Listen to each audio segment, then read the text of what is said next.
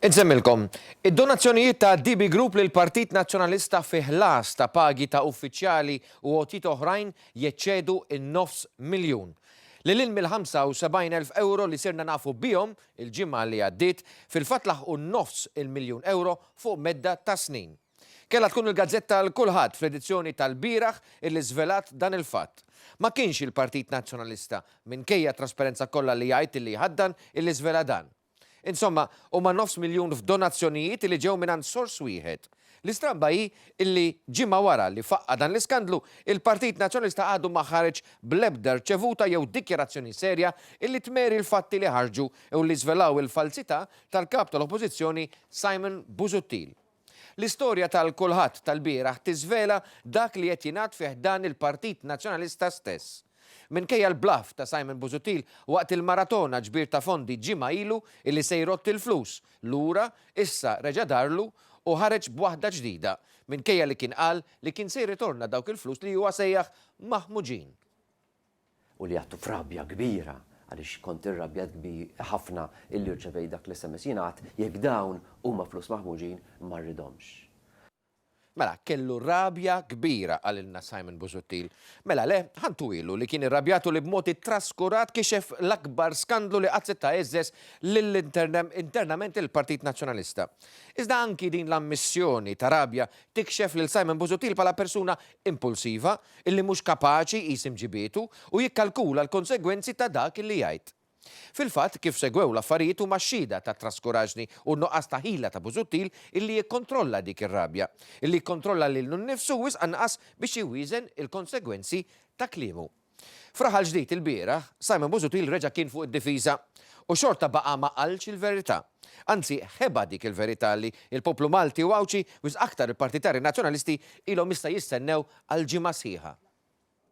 U rrid infakkarkom ħbieb li meta jien sirt kap tal-Partit Nazzjonalista tafu is-sitwazzjoni finanzjarja li fiha sibt il-partit.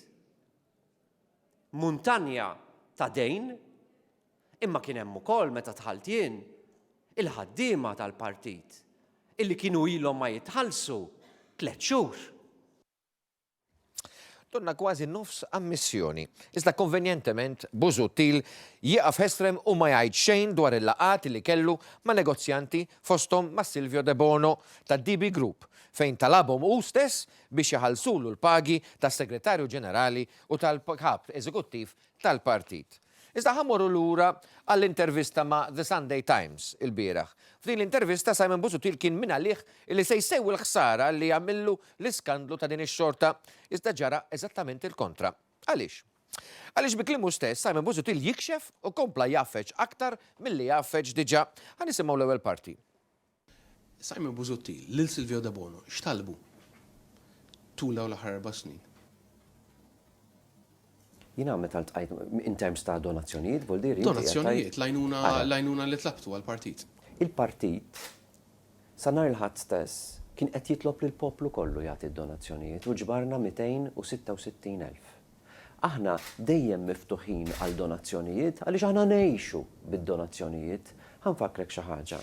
Meta ippermetti li ħanwieġeb You sought him out, diki? Le, assolutament, assolutament. Assolutament jiena ma mmurx jien nitlob isma' ejjew hawnhekk speċifikament, it-talba tagħna hija miftuħa għal kulħadd. Mela issa ippermettu li ftit li nitkobkom tħarsu ftit lejn l-espressjoni ta' jnejħ u anki wiċċu li tajt storja sħiħa. Għajdulu intom jekk ix persuna li tikkonvinċikom u li tafx qed tajt. Dak huwa slow motion tal-espressjoni ta' wiċċ Simon Busuttil għal dik il-mistoqsija speċifika rigward dak kollu li għaddej minnu bħalissa. Ftakru li Busuttil qed ikun intervistat mill-ġurnalista Kurt Sansone propju dwar l-iskandlu tal-pagi mħallsa mid-DB Group. Punt numru 2. Ftakru li Simon Busuttil diġà għalinna fuq id-diżastru finanzjarju li sab il-Partit Nazzjonalista malli hu sar kap tal-partit. Nerġa' nisimgħuh. U allura xi ħadd jista' jgħidli taċċettax donazzjonijiet. U żgur li jien nitlob donazzjonijiet b'mod ġenerali imma lil kulħadd, issa jekk xi ħadd jitlob laqgħa miegħi jiġi u jgħidli jien lest illi ngħinek, risposta tiegħi hija iva.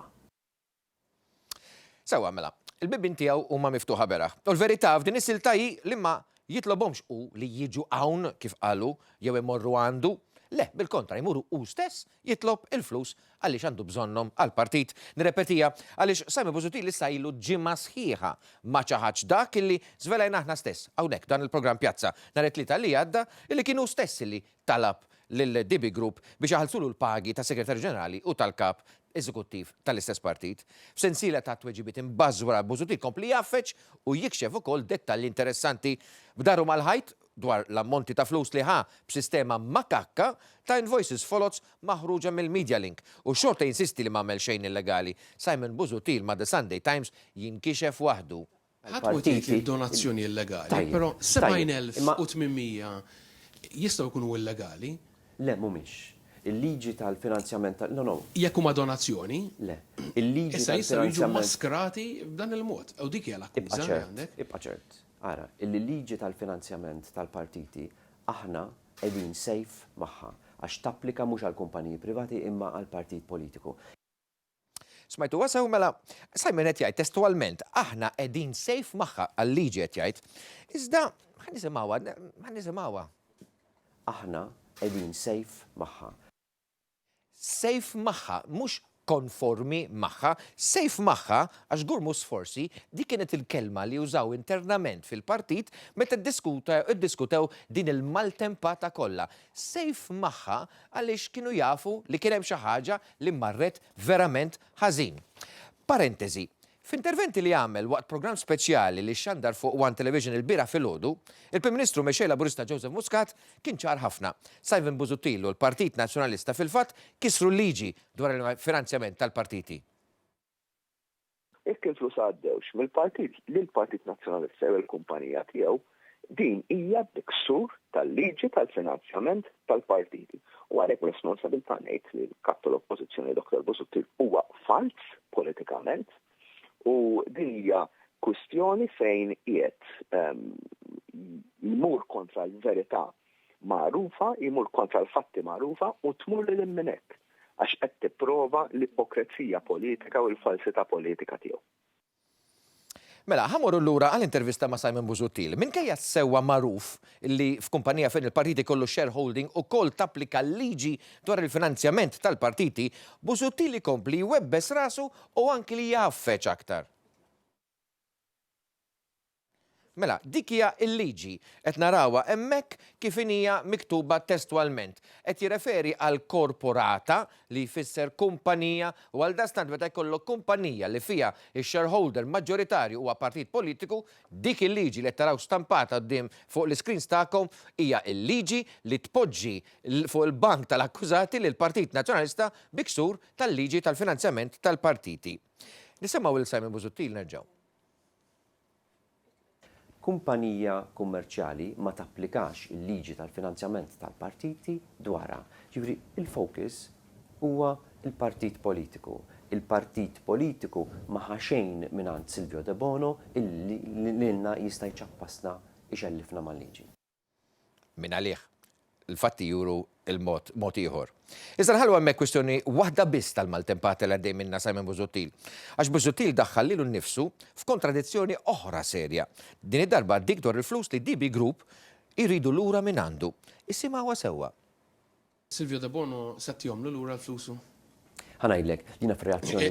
Il-ħadd ekket. Yes, This f'reazzjoni. is dirty money, flus maħmuġa u dak li Jek tara eżattament. Jek fil-każ ħudhom lura. Yes, jek tara xatt eżattament jiena u li għattu frabja kbira għaliex kont irrabjat ħafna illi rċevej dak l-SMS jiena għadt jekk dawn huma flus maħmuġin ma rridhomx.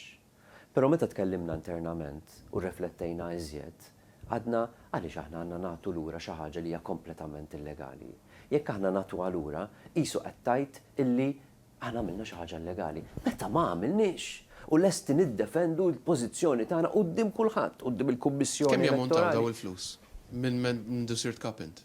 Min Miss-Bank u l-gruppi ta' Silvio De Bono. għandi l-figuri eżatti ta' 2016 u dawk il-figuri huma l-figuri li ppubblikajna diġà, però r-relazzjoni kummerċjali ma' Media Link ma bdietx minn meta jiena sirt kap, bdiet fit-2015, jiġifieri ilha inqas minn sentej u issa ovvjament waqqafniha minħabba dan it-terremot li seħħ. Sa nitlobkom tikkonċentraw ftit issa, smajtuh sew qed jgħid ma nafx hekk ammissjoni jew gaff totali. Jgħidilna hu stess il-kelma illegali. Nisimgħu. Għadna għaliex aħna għandna nagħtu lura xi ħaġa li hija kompletament illegali. Mela, iżda jdur kemm idur madwar il-fatti magħrufa, il-verità tibqa' illi iva Simon Busuttil u l-Partit Nazzjonalista kisru l-liġi u wettqu frodi. Il-Prim Ministru. Essenzjalment qed ngħidu ġifieri invoices għal servizzi li ma jnatawx, ġifieri invoices folots. Din hija frodi. Full stop fresh line m'hemmx x'tinterpreta aktar.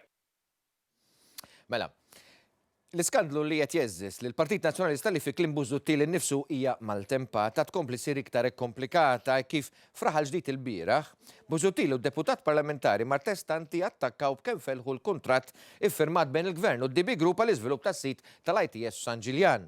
Kellu jkun mbagħad il-Ministru Konrad Mizzi li ġustament kixef l-erq tal-Partit Nazzjonalista f'dan kollu. Għaliex fit-tweet il-Ministru Mizzi żvela kif il-Viċi Kap Nazzjonalista Mario De Marco bħala l-avukat ta' DB Group kien attenda għall-laqat kollha li saru f'Kastilja biex kien innegozjat il-ftehim bejn il-Gvern u DB Group għall-iżvilupp tal-istess sit li titkellmu dwaru tal-ITS f'San Ġiljan.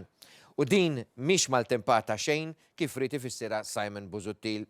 Din hi froġa sieħa u ma kien ħadd għajr Simon Busuttil innifsu illi fattar il-froġa billi daħal għaliha b'mod mill-aktar traskurat kif ammetta hu stess kont irrabjat.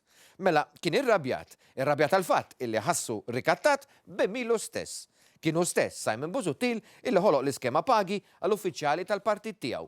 Kienu stess illi poġġa l-Partit Nazzjonalista f'pożizzjoni imbarazzanti ħafna. Seta kien irrabjat għaliex dik il-famuża SMS minn il-kap eżekuttiv ta' DB Group illi talbu lura flus li Busuttil innifsu talabhom matul is-snin fil-fatt ġarfet l-immaġni falsa illi prova jibni u jbella lin-nies li huwa nadif daq stazzja li huwa ċempi tal-governanza tajba u t-tarka ta' demokrazija ftakru biss ftit tal-ġimatilu ħareġ lin-nies fit-toroq naraw hawnhekk jiddefendu dak li fisser bħala il-problema illi nħolqod Defni Caruana Galizia minħabba l-libelli u s-sekwestri illi qalet mingħand il-Ministru Cardona għal fake news. Iddefenda lil Caruana Galizia l-istess blogger li bdiet kollox u daħlitu fisqaq meta uża biex tiddevja l-attakk li kien għaddej fuq Beppe Fenegadami fuq il-kas Capital One għal fuq Mario De Marco għax kien l-avukat ta' Silvio De Bono. Insomma, Busuttil immexxi minn imnieħru rikeb fuq il-karru ta' Caruana Galizia u daħal fl-aktar sqaq dejja illi qatt timmaġina illi kien se jidħol fih. L-attakk fuq DB Group waslu biex dardar sew lajn illi jixrob minnu. Dawk is-70,800 inti tgħid kienu advertising. Huma relazzjoni kummerċjali għal programmazzjoni ta' net television tal-kumpanija Medialink. Baqa jinsisti li sitwazzjoni li sab kienet waħda diżastruża. Is-sitwazzjoni finanzjarja li jinsibtu ma kelli assolutament l-ebda lussu illi jiena ma naċċettax donazzjonijiet. Din nixtieqek tapprezza. Napprezzaw. Iżda ħellu ġej issa. Issa li nqabad fil-froġa u għax jaf kemm huwa diffiċli issa biex jikkonvinċi donaturi oħrajn biex jgħinu lill-Partit Nazzjonalista, Simon Busuttil qed iddawwar id-diska u jrid li l-Gvern ibiddel il-liġi issa biex inti, jiena, kulħadd, negozjanti oħrajn noħorġuhom it-taxxi tagħna sabiex ngħinu finanzjarjament. Ħanaraw. Donazzjonijiet iqajmu l-question marks li qiegħed tagħmel inti. Ejja nbidlu u naqilbu pereżempju għal sistema ta' sussidji tal-Istat. Aktar u aktar meta għandek partit. Prezza li hawn ironija hawnhekk għaliex meta l-Partit Nazzjonalista kien fil-Gvern u kien hemm taħdidiet fil-bidu fl-2008 biex nibdew niddiskutu sistema elettorali, kien kontra l-finanzjament mill-istat tal-partit. U hemm l-wiċċ tost. Ma staħax lanqas jgħid illi hu stess bħala Simon Busuttil lest illi jipproponi il-bidla fil-liġi biex niftakru wkoll u ikun safe. Iżda qabel ma mmorru għal-break u niftu diskussjoni mal-mistednin tagħna isimgħux għallinna fl-aħħar tal-intervista ma' The Sunday Times u hawnhekk ġej kapolavur. Hemm businesses oħra li qed jgħinu l-Partit Nazzjonalista b'dan il-mod? Le. Dan kien l-unika każ. Dan kien l-uniku każ. Bi kliemu stess, Simon Busuttil qed idur u jgħidilna li l-verżjoni ta' relazzjoni kommerċjali hi falsa tiegħu stess. Għaliex kieku kien jgħid illi kollha huma l-istess bħala persuni jew kumpaniji li jagħmlu riklami. Silvio De Bono jew id-DB Group pal kif qed jipprova jiddefendi bħala relazzjoni kummerċjali kif inhi l-uniku każ. Jekk hu l-uniku każ, allura m'għandux iktar reklami minn ħaddieħor, il-Net Television, jew il-101, jew il-gazzetti, min jaf.